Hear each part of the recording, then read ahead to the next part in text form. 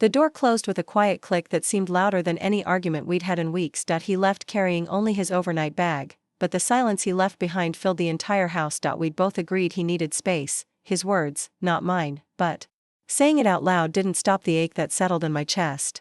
I watched the taillights fade, aware of how strange it was to see our routine break in half. For a long moment, I didn't move. I just stood near the window, arms wrapped around myself like I was afraid of breaking apart. Then I laughed softly. He'd only be gone for a few days, people survive much longer absences. Still, the house had that particular emptiness that follows when someone who usually fills the quiet no longer does. Every sound felt too sharp, the hum of the refrigerator, the occasional tick from the hallway clock, my own breathing. Before I tell you what happened while he was away, please take a second to like this video and subscribe. It means more than you think, and it helps me keep sharing these stories with you. He left on a Friday morning. By noon, the house had already rearranged itself into something foreign.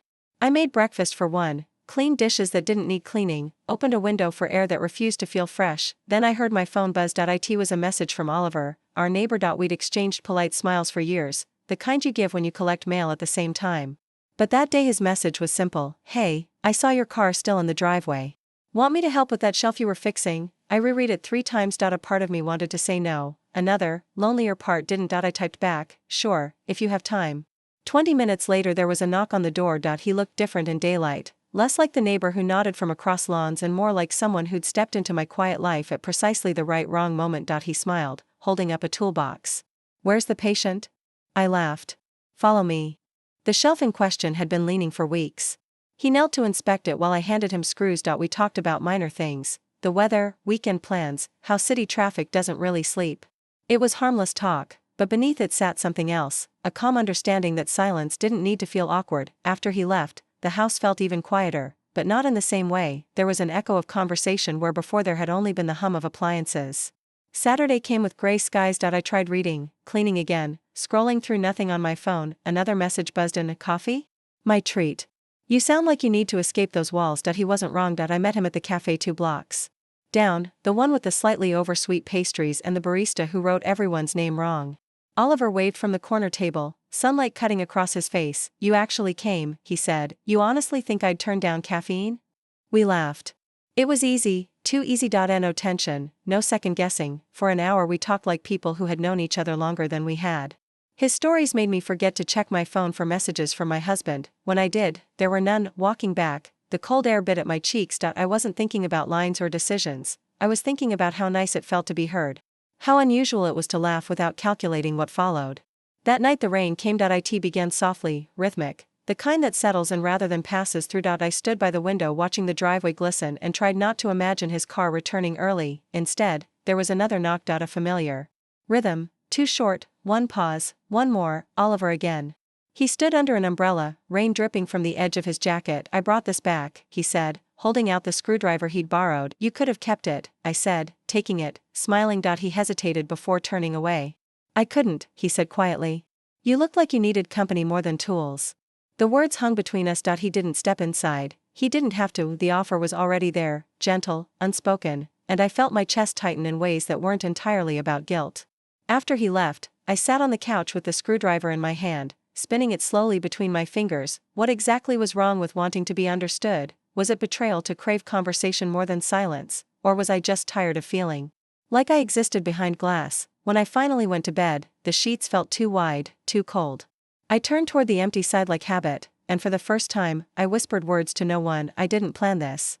The clock kept ticking, steady and unbothered, like it always did. By morning, the rain had stopped, leaving the world sharper and cleaner. I made coffee, then paused halfway through pouring it into the mug. There was another message waiting, outside again if you want to talk. Just talk. I wasn't sure at what point talk had begun to mean more than it should, but when I looked out the window and saw him standing near the gate with the same patient stillness, I didn't turn away. I told myself I met him outside only because I didn't want the neighbors to assume anything. Standing on the porch felt safer, like the open space would swallow any thoughts that didn't belong. But the truth? I didn't want to feel caged by my own walls anymore. Oliver handed me a travel mug. Didn't know how you take it, so I brought 2 options. He held out the choices with a grin that wasn't flirting. It was simple kindness wrapped in morning air. Black, I said. Always has been. He nodded. Strong choice. For a while we just stood there, steam threading up past our faces, the smell of coffee nudging away the leftover rain. It's strange, I said finally. When someone leaves, the quiet isn't what hurts. It's the way every sound reminds you they're gone. He didn't offer advice. He just said, tell me about him. So I did. The small things first, his patience, his habit of buying 3 of everything at the grocery store because he couldn't decide. Then the harder parts, how routine had turned into habit. Habit into distance. When I stopped talking, he was still listening the way people listen when they're trying to keep what you said safe. You should write, he said quietly. You tell stories like they already happened a lifetime ago. I smiled at that. Maybe that's how I survive them. A car passed at the end of the street.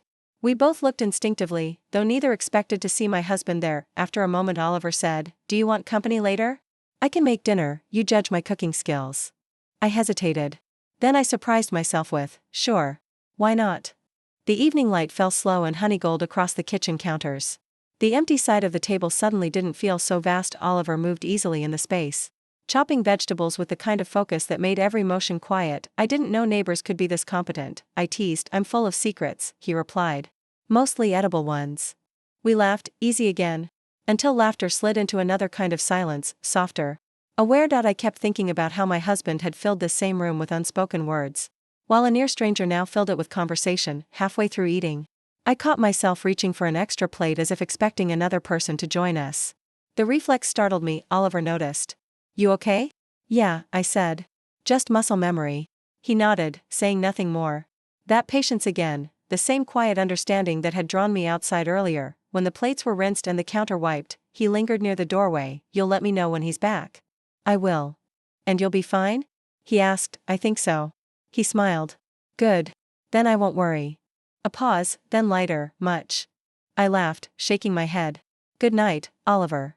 When the door closed, the silence was warm this time, not empty, just still. He came back Sunday evening. The sound of his key turning hit like a memory I'd forgotten to cherish. He stepped in, suitcase bumping the doorframe. Hey, he said, hey. We stood there, the quiet between us full but not heavy. How was it? I asked, quiet. That's what I needed. He looked around. You managed okay? I nodded. Yeah. Just did a few repairs. He smiled faintly. I saw Oliver's truck out front earlier. Stuff fixed? Yes. I held his gaze. Everything's steady now. He seemed to weigh that answer, then reached out and brushed his thumb against my wrist, a gesture so familiar it nearly undone me. I missed this, he said simply. Something inside me softened. We didn't launch into explanations. Maybe we'd both had whatever silence we needed. Later, as he unpacked, I stepped outside onto the porch again. The street was still wet but glowing under the new lamps. Across the way, a dim light showed in Oliver's kitchen window. He lifted a hand, a small wave, and I answered with a nod, not invitation. Not regret. Just thank you. That night, lying beside my husband, I noticed the rhythm of his breathing, the same steady sound I'd once mistaken for indifference. It wasn't indifference. It was proof. Some people love quietly, that's all. He turned toward me in half sleep and mumbled, you smell like coffee. I smiled in the dark. Maybe that's because you weren't here to make it. He made a low sound somewhere between a chuckle and a sigh, his arm finding me without effort. For a moment, the week apart compressed into something smaller.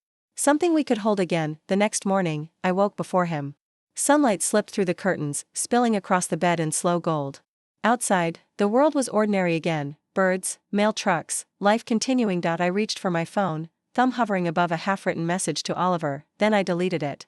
Not out of guilt, but gratitude. Sometimes people appear just long enough to remind you of what you already have. Sometimes the space between leaving and returning is exactly what two people need to see each other clearly again. I set the phone down, breathed in the faint smell of coffee drifting from the kitchen, and felt something settle back into place. No grand gestures. No dramatic endings. Just a heart learning how to be quiet without being alone, and maybe that's all the story ever needed to be.